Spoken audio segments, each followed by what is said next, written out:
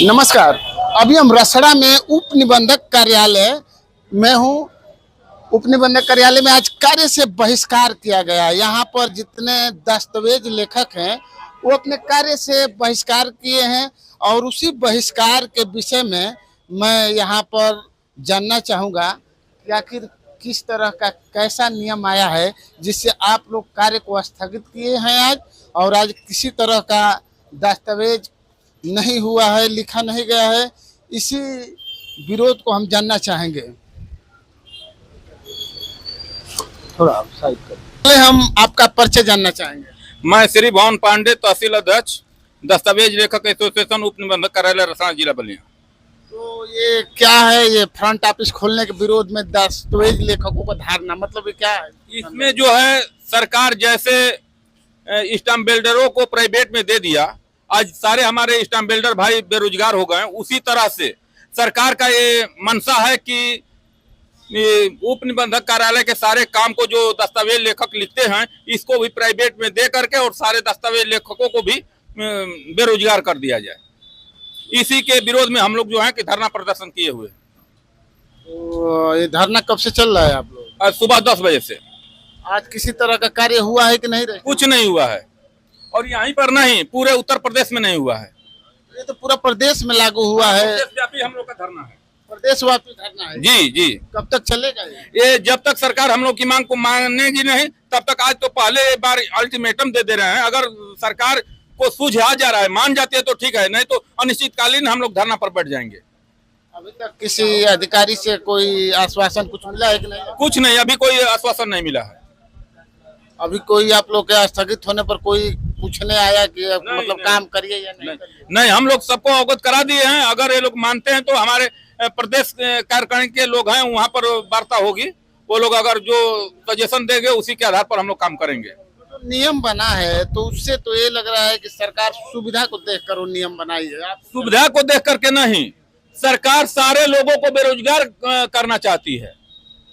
तो देख लीजिए, बिजली विभाग को देख लीजिए, प्राइवेट को बेच दी। सारे बिजली विभाग के कर्मचारी रोड पर आ गए हैं। उसी तरह से हर विभाग को सरकार बेचना शुरू कर दी है। फ्रंट ऑफिस का मतलब समझा दीजिए। फ्रंट ऑफिस का मतलब यह है कि जैसे हम लोग दस्तावेज लिखते हैं तो क्रेता विक्रेता हम लोग के पास में आता है, उन लोग का परिचय पत्र लेते हैं, उस आधार पर हम लोग दस्तावेज तैयार करते हैं। तो वही फ्रंट ऑफिस का ये नियम है कि क्रेता और विक्रेता वहां पर जाएगा, अपना आधार पैन फ्रंट ऑफिस के लोगों को देगा, और उसके बाद जो है कि फ्रंट ऑफिस के लोग उसको तैयार करेंगे और उनको टोकन देंगे।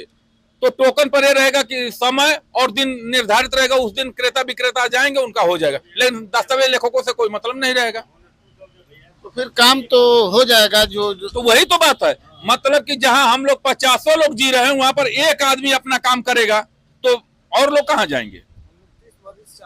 50 क्या नाम है आपका? पारसनाथ मौर्य। अच्छा, क्या कैसा ये नियम से कैसा है आप लोगों के? अब हम लोग के तो भाई रोजगार की दिक्कत हो रही है, तो हम लोग तो चाहेंगे कि ये ना हो। तो आपके रोजगार है लेकिन लोगों को सुविधा भी है, उस पर क्या कहें? सुविधा कहाँ है? जो रजिस्ट्री कराने आ रहा है उसके लिए सुविधा है? जब 50 लोग काम करते हैं तो जितना सुविधा नहीं मिलता है तो क्या एक ऑफिस खुलने पर सुविधा मिल जाएगा? उसमें कितने वर्कर रहेंगे? तो मतलब वो कैसा रहेगा उसके बारे में बताइए। और परेशानी बढ़ेगी, जनता को और परेशानी बढ़ेगी, लोगों की और परेशानी। हाँ, और बढ़ेगी। अभी तो हम लोग इतने दिन से हैं, लगभग हर गांव के लोगों को जानते पहचानते हैं, तब पर भी फर्जिफिकेशन हो जाता है। उस समय तो और फर्जिफिकेशन होगा और सरकार उसको रोकने नहीं पाएगी। ये नियम कोई बनता है तो फर्जिफिकेशन रोकने के लिए बनता है, तो सब फर्जिफिकेशन वही तो दिखा रहा है, सरकार के लोग कह रहे हैं कि फर्जिफिकेशन रुकेगा। अरे उसमें तो और बढ़ेगा, इधर से उधर के लोग आकर के करके चले जाएंगे, किसी को पता तक नहीं चलेगा। आपको ये धरना शुरू करने से पहले आपके यूनियन के कहाँ से आया कि इसको करना है? कहाँ हम लोग जो है कि मुख्यमंत्री लगाए तो अपने स्टाम्प एवं पंजीयन मंत्री को सूचना दे दिए हैं, डीएम के माध्यम से सारे के सारे जिला के लोग अवगत करा दिए हैं कि अगर ये नहीं होगा तो हम लोग भाई धरना पर रहेंगे, अपने कार्य से विरत रहेंगे। अभी तो आज धरना का पहला दिन है, कोई अधिकारी पूछने अभी कुछ नहीं हुआ है। बहुत बहुत धन्यवाद आपका। नमस्कार। अभी हम रसड़ा में उप निबंधक कार्यालय में हूँ।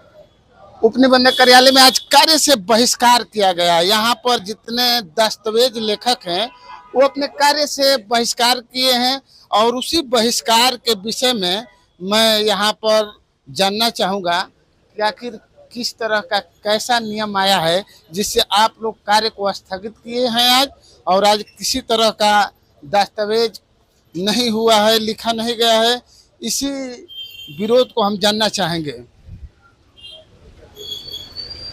थोड़ा साइड कर, पहले हम आपका परिचय जानना चाहेंगे। मैं श्री भवन पांडे, तहसील अध्यक्ष, दस्तावेज लेखक एसोसिएशन, उप निबंधक कार्यालय रसना, जिला बलिया। तो ये क्या है, ये फ्रंट ऑफिस खोलने के विरोध में दस्तावेज लेखकों का धारणा, मतलब ये क्या है? इसमें जो है सरकार जैसे स्टाम्प बिल्डरों को प्राइवेट में दे दिया, आज सारे हमारे स्टाम्प बिल्डर भाई बेरोजगार हो गए, उसी तरह से सरकार का ये मंशा है कि उप निबंधक कार्यालय के सारे काम को जो दस्तावेज लेखक लिखते हैं इसको भी प्राइवेट में दे करके और सारे दस्तावेज लेखकों को भी बेरोजगार कर दिया जाए। इसी के विरोध में हम लोग जो है कि धरना प्रदर्शन किए हुए। तो ये धरना कब से चल रहा है आप लोग? आज सुबह 10 बजे से। आज किसी तरह का कार्य हुआ है कि नहीं? कुछ नहीं हुआ है, और यहीं पर नहीं, पूरे उत्तर प्रदेश में नहीं हुआ है। ये तो पूरा प्रदेश में लागू हुआ है। प्रदेशव्यापी हम लोग का धरना है, प्रदेशव्यापी धरना है। जी जी। कब तक चलेगा ये जब तक सरकार हम लोग की मांग को मानेगी नहीं तब तक। आज तो पहले एक बार अल्टीमेटम दे रहे हैं, अगर सरकार को सूझा जा रहा है, मान जाती है तो ठीक है, नहीं तो अनिश्चितकालीन हम लोग धरना पर बैठ जाएंगे। अभी तक किसी अधिकारी से कोई आश्वासन कुछ मिला है कि नहीं? कुछ नहीं, अभी कोई आश्वासन नहीं मिला है। अभी कोई आप लोग के स्थगित होने पर कोई पूछने आया कि मतलब काम करिए या नहीं करिए? नहीं, हम लोग सबको अवगत करा दिए हैं। अगर ये लोग मानते हैं तो हमारे प्रदेश कार्यकारिणी के लोग हैं, वहाँ पर वार्ता होगी। वो लोग अगर जो सजेशन देंगे उसी के आधार पर हम लोग काम करेंगे। तो नियम बना है तो उससे तो ये लग रहा है कि सरकार सुविधा को देखकर वो नियम बनाई है। सुविधा को देख करके नहीं, सरकार सारे लोगों को बेरोजगार करना चाहती है। देख लीजिए, बिजली विभाग को देख लीजिए, प्राइवेट को बेच दी, सारे बिजली विभाग के कर्मचारी रोड पर आ गए हैं।